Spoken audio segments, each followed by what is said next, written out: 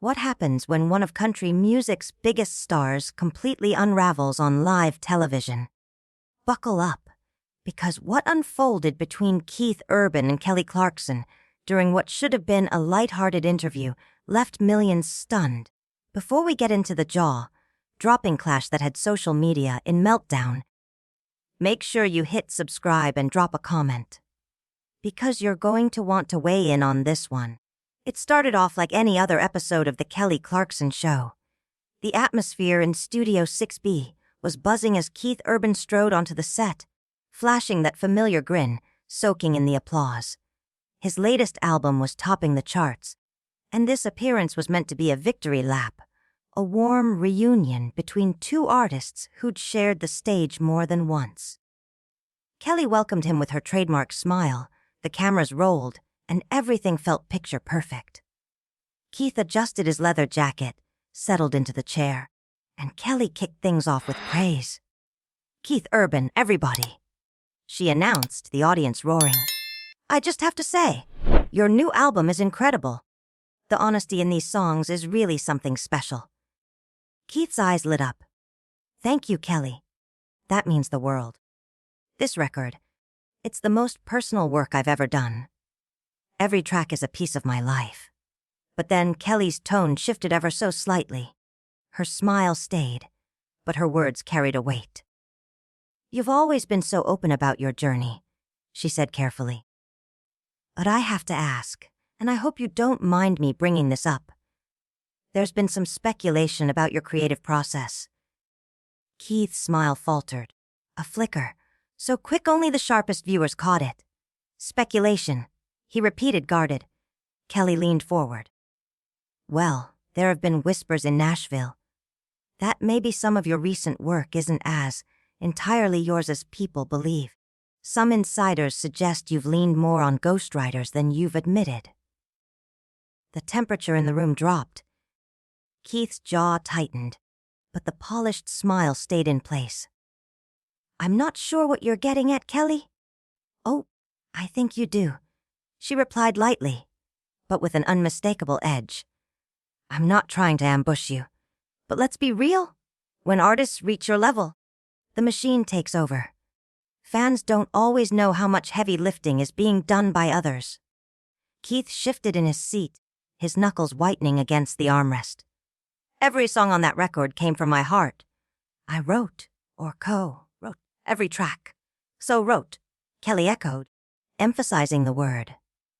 Interesting phrasing, because according to our research, some of those credits are generous. One songwriter in particular seems to have played a much bigger role than the album notes suggest. The audience stirred. This was no longer a celebration. It was a confrontation. Off camera, Keith's publicist looked like they might bolt at any second. "There's a misunderstanding here," Keith said firmly, his accent thickening with stress. "I've always been transparent. Country music has always been about collaboration, about community." Kelly nodded slowly, her expression sharpening. "Community, sure. But there's a difference between collaboration and what some call creative appropriation. When a superstar takes a young songwriter's work and markets it as their own, well, that's not community. That's exploitation." Keith's composure cracked. His voice rose tense. "Kelly, that's completely false. I don't know where you're getting this." "Is it?" Kelly countered. And that's when she produced a tablet, sliding her finger across the screen. "Because I've got evidence here, emails, voice memos, even demo recordings that paint a very different picture of who really created your biggest hit." The camera caught Keith's face, his tan drained to pale. The confident, easygoing star who'd breezed through hundreds of interviews was suddenly cornered. And everyone watching knew it. "What emails? What are you talking about?" Keith demanded, his voice brittle. "I'm talking about Madison Clare," Kelly said evenly. The name dropped like a bomb, echoing in the silence. A ripple went through the audience. Keith's eyes darted toward his publicist, then snapped back to Kelly. For the first time all afternoon, the mask was slipping. "Madison is a talented writer," he said carefully, his voice taut. We've worked together on a few projects. Worked together? Kelly repeated, her tone razor sharp. Or did she write the entire song while you watched, and then you decided you liked it enough to claim it as your own inspiration? Keith's composure cracked. His voice shot out like a whip. That's not what happened. You have no right to throw accusations like that on live television. Kelly's eyes flashed. I have every right to ask tough questions, Keith. That's what journalism is. And when a young songwriter comes forward with evidence that a superstar has been taking credit for her work, that's a story worth telling. Evidence. Keith barked a laugh, but there was no humor in it, only fear. What evidence could she possibly have? Kelly calmly turned her tablet toward him. From the audience's perspective, they couldn't see the screen, but they didn't need to. They could see Keith's face. The blood drained from his skin, then rushed back hot. His jaw clenched. This is ridiculous, he muttered, but the words lacked conviction. Is it ridiculous? Kelly pressed, leaning in. Because what I'm looking at are voice messages. Madison recorded them after your writing sessions. Would you like me to play them for the audience? Keith's head snapped up, eyes blazing. You wouldn't dare? Try me, Kelly said, her finger hovering above the play button. Madison documented everything. Every lyric, every melody, every run. And according to her recordings, that inspiration, it wasn't yours. It was hers. The studio was so silent you could hear the cameras whirring. Keith's publicist was frantically typing into her phone. Panic etched across her face. Kelly, please, Keith said suddenly, his voice dropping, trembling. You don't understand the full situation. Then explain it to me. Kelly shot back. Explain how a song Madison Clare spent 3 months crafting. Her heartbreak, her pain, her story, somehow became your vision. Explain how her melody, her chord progression, her deeply personal lyrics ended up with your name as the primary songwriter. Keith raked a hand through his hair. On another day, it might have looked casual. Today, it looked like desperation. The music industry is complicated, he said, his accent thickening under the strain. You know that, Kelly. You've been in this business long enough to understand how collaborations work. Don't patronize me, Kelly snapped, her voice carrying an edge that cut through the room. I know the difference between collaboration and exploitation, and this. She tapped the tablet. This is not collaboration. She swiped again. Madison sent me the original voice memo she recorded in her apartment the night she wrote what would become your biggest hit. The entire song, Keith. Melody, lyrics, vocal runs. She sang it into her phone at 2 a.m, terrified she'd forget it by dawn. And months later, it's on your record with your name plastered all over it. Keith's breathing grew ragged, audible even without a mic boost. The polished charm that had carried him for decades was gone. What sat in its place was something raw, cornered, desperate. You're taking things out of context, he stammered. Vulnerable, Keith repeated, his voice cracking with disbelief. You call that vulnerable. I call it naive. This industry chews people up, Kelly. You of all people should know that. Madison wasn't the first, and she won't be the last. That's just the way it works. Kelly's expression hardened. No, Keith. That's the way you work. You prey on people who don't know the rules yet. You take their stories, their melodies, their pain, and you package it as your own truth. The audience gasped. Keith's face was burning red now, every vein in his forehead visible under the lights. He jabbed a trembling finger in Kelly's direction. You're painting me as some kind of villain when all I did was give that girl an opportunity. Without me, nobody would have ever heard her songs. Without her, Kelly shot back, her voice cutting like steel.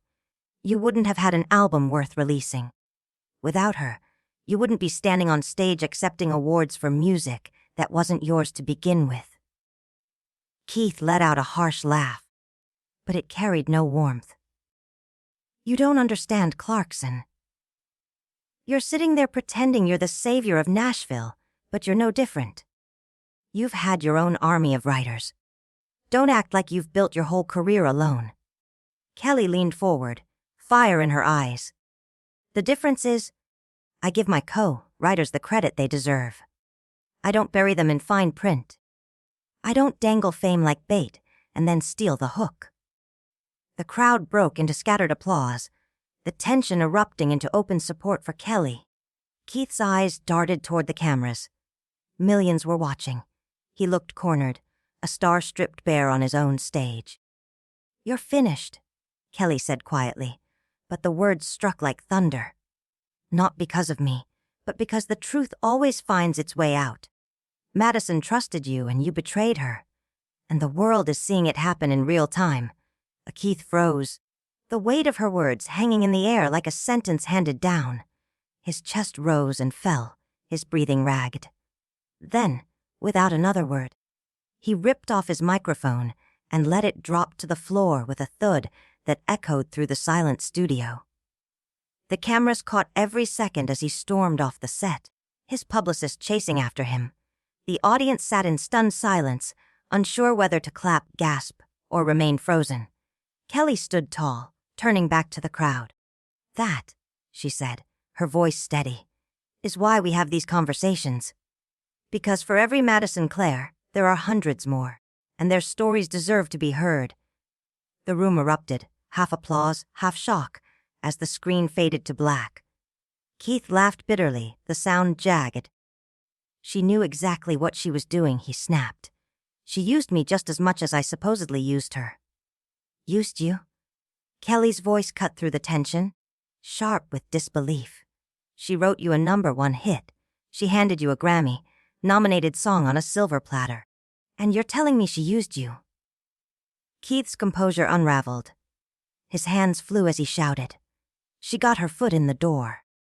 She got to work with Keith Urban. Do you have any idea how many songwriters would kill for that opportunity? Kelly's tone dropped, low but clear enough for everyone in the studio to hear. And there it is. The real Keith Urban. Not the humble artist. Not the grateful collaborator. Just another star who thinks his name is worth more than the people who actually create the music. His chest heaved, fury boiling over. You don't understand. You got lucky with a reality show. You don't know what real artists go through. The jab landed like a slap, and Kelly's expression hardened. Real artists don't steal from children, Keith. Real artists don't build their legacy on other people's pain. I never stole anything, Keith roared, his voice cracking. Everything I've done, I've earned. Have you? Kelly stood, moving closer, her presence commanding despite his size. Because Madison's voice memo from that night tells a different story. She recorded herself crying, Keith. Crying because she realized what had happened. Should I play that for everyone, too? His face drained of color. You're sick. You're actually sick for doing this. I'm sick. Kelly's voice was calm, almost icy. I'm not the one who looked a young artist in the eye and lied. I'm not the one who turned someone else's heartbreak into a career milestone. The Keith staggered back, shaking his head. This is insane. All of this is insane.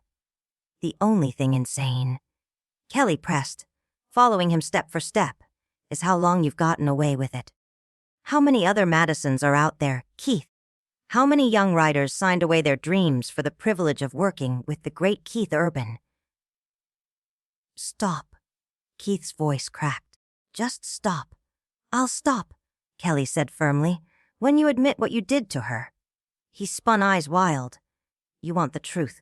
Without me, Madison's song would still be rotting in a drawer in Tennessee. I made her dreams come true. No. Kelly countered instantly. You stole her dreams. You took her art and slapped your name on it. I made it better, Keith exploded. I took her little coffee shop ballad and turned it into something that mattered. The words dropped heavy, a confession he hadn't meant to speak. His own eyes widened as the realization sank in. Kelly smiled grimly. There it is. Finally. Some honesty. Keith looked around. At the stunned faces in the audience, at the cameras capturing every second, at Kelly standing resolute. "This interview is over," he muttered, but the fight had left him. "Yes," Kelly said quietly. "It is, and so is your reputation. Unless you make this right with Madison." With nothing left, Keith ripped off his microphone. The device clattered to the floor as he stormed toward the exit. The studio doors slammed behind him, with a thunder that sounded like the collapse of his carefully guarded career. Kelly turned back to the audience, drew a steadying breath, then faced the camera. "We'll be right back after this commercial break." But even as the broadcast cut, the true story was only beginning.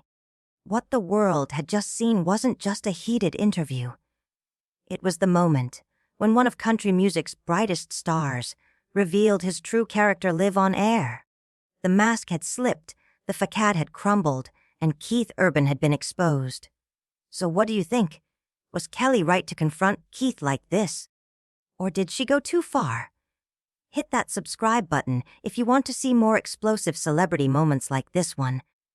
And drop a comment below telling me which celebrity interview you think went too far.